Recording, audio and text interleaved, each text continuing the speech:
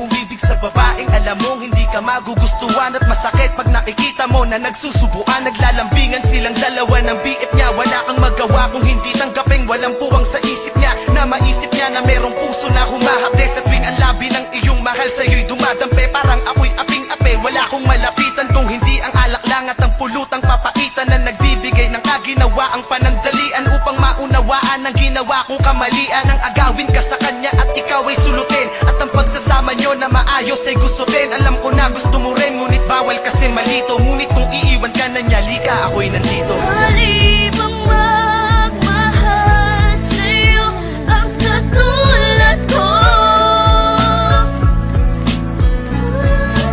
Kahit pa na alam ko may nagmamay-ari sa'yo.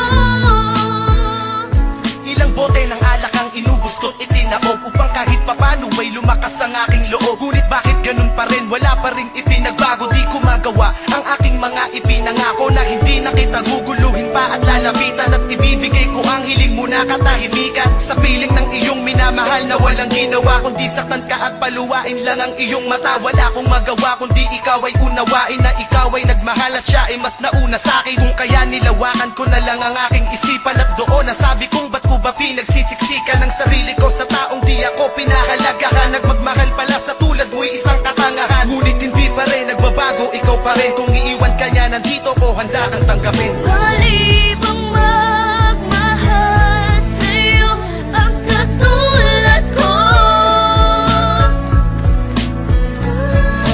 Kahit pa na alam ko may nagmamay-ari sa'yo.